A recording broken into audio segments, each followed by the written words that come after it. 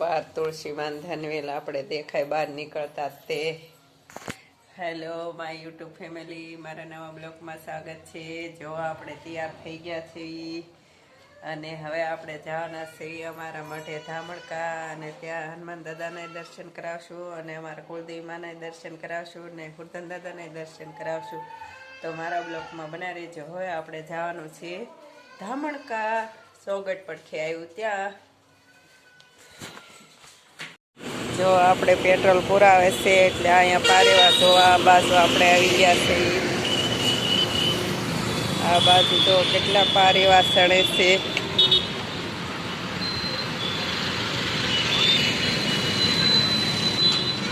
આપણને પારેવા તો બહુ જ ગમે. ગમે ના જ ભાળવી તો આપણને ઊભું રહીને જોવા તો બહુ ગમે.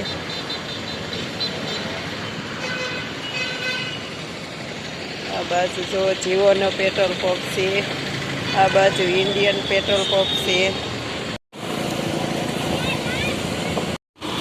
મસ્તારામ બાપુએ પહોંચી ગયા છે આપણે. આ બાજુ ફૂલની ને શ્રીફળની દુકાનો. આ બાજુ જો ડોરીમોનની. સ્વામિનારાયણનું મંદિર છે.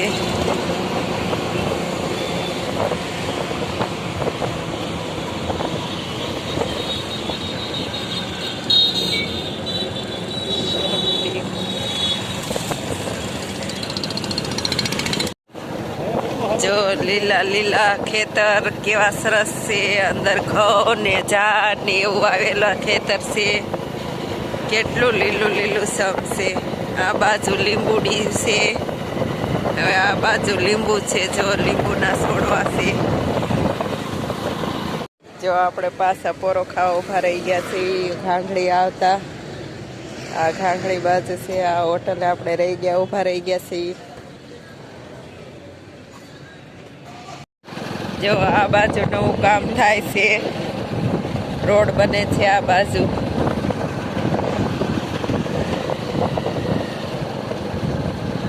કામ ચાલુ છે. જો આ બાજુ કામ કરે છે.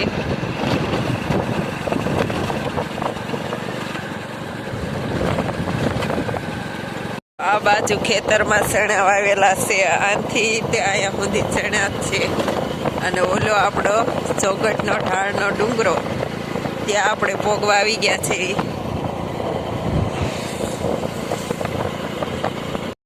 જો આ ગાયોના ધણ કેવા સરસ છે.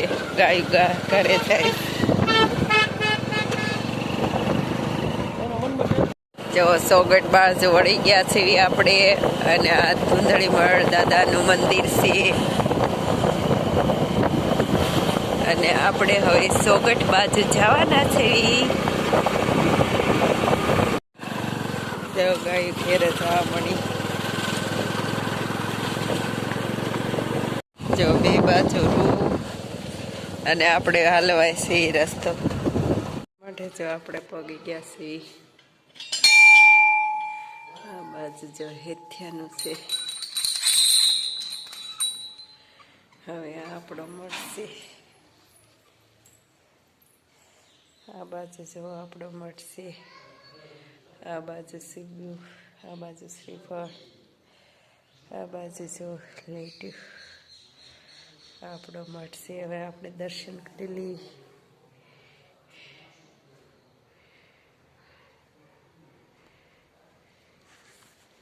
હવે આપણે જો ખેલાઈમાં આપણા કુળદેવીમાં છે એના દર્શન કરી લીધા. આપણો મઠ છે.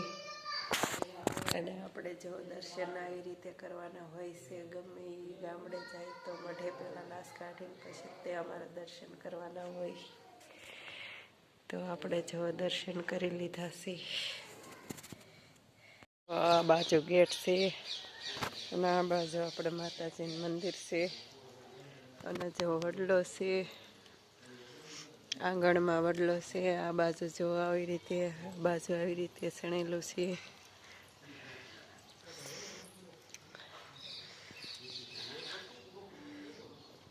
આ આપણે જગ્યા છે મઢની.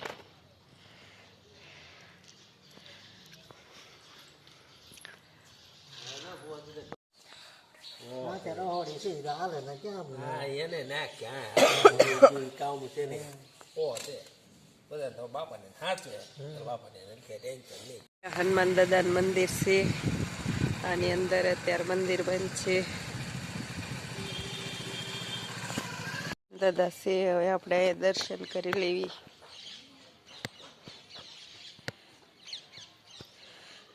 હુરધન દાદા છે, જો હુરધન દાદાના આપણે દર્શન કરી લીધા છે અને આ બાજુ બીજાના હુરધન દાદા છે.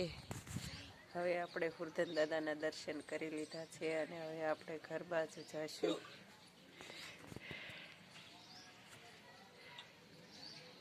આપણે હુરધન દાદાના દર્શન કરી લીધા છે આ બાજુ અને આ બાજુ, અને ઉપર પતરા છે. આ બાજુ આપણી ગાડી પડી છે, આપણી ગાડી લઈને આવ્યા હતા દર્શન કરવા. અને આ ધામણકા ગામ છે. આવી નદીઓ આવી વાતમાં આ દૂધિયાનો વેલો છે અને અહીંયા જો ઝીણા ઝીણા દૂધિયા આવેલા છે. અહીંયા પછી અહીંયા અને અહીંયા અને આ બધે જો દૂધિયા આવેલા છે. અને આ બાજુ જો કપાસની વાડી છે. આપણે આની અંદર થઈને આનથી જવાનું છે. અને આપણે જો દૂધિયાના વેલા ને બધું ઉતારી લીધું. અને આ બાજુ જો બોર, સોગઠના બોર બહુ વખણાય. હજી અહીંયા તો કાસા બોર છે. જો આ બાજુ કાસા બોર છે, આ બાજુ બોર ને એવું છે. હજી અહીંયા પાક્યા નથી, જે પાકવાના બાકી છે. તો કેવો ખરાબ છે, પણ ગામડામાં જો આવો જ રસ્તો હોય આપણે જવાનો.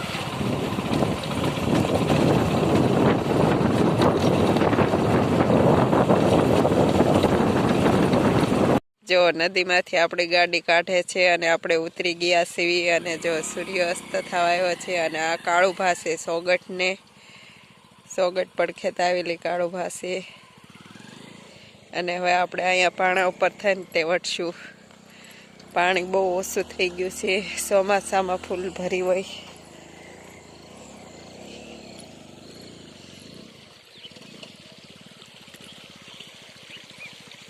જો કેવી સરસ નદી હાલી જાય છે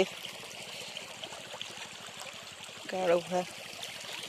અને હવે આપણે અહીંથી ટપી જઈશું અને આપણી વાટે જો અમે ઊભા રહ્યા છીએ.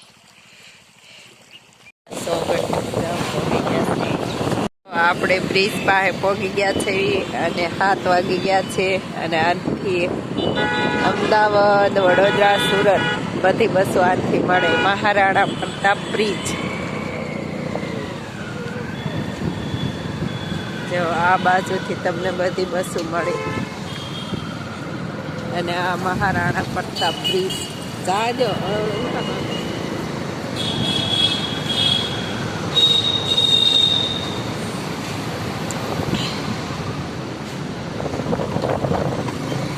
આ બાજુ જો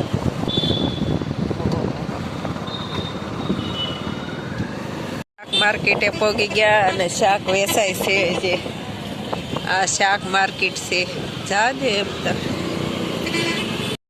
આ બાજુ જો શાક માર્કેટમાં કેવું શાક માર્કેટ વેચાય અને બધા લે છે.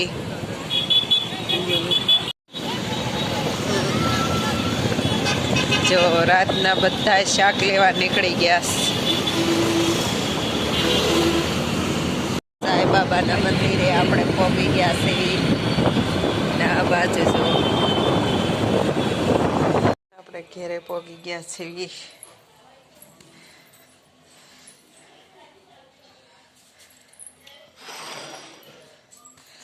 આપણે જો ઘેરે પહોંચી ગયા છે અને હવે આપણે રસોઈ બનાવવાની છે. રસોઈ બનાવી તે આપણે ઘરે સોગઠથી 7:30 અત્યારે ઘેરે પહોંચી ગયા છીએ અને હવે રસોઈ બનાવશું અને જમશું. તો હવે આપણે માતાજીને દર્શન કરવા ગયા હતા મઢે, ત્યાં દર્શન કર્યા, હુરધન દાદાના દર્શન કર્યા અને હવે આપણે ઘેરે આવી ગયા છીએ. જો તમને આ વિડીયો ગમ્યો હોય તો લાઈક કરો, શેર કરો અને સબસ્ક્રાઈબ કરો. હર હર મહાદેવ. મળીએ નેક્સ્ટ બ્લોગમાં. જય દેવભૂમિ દ્વારકા.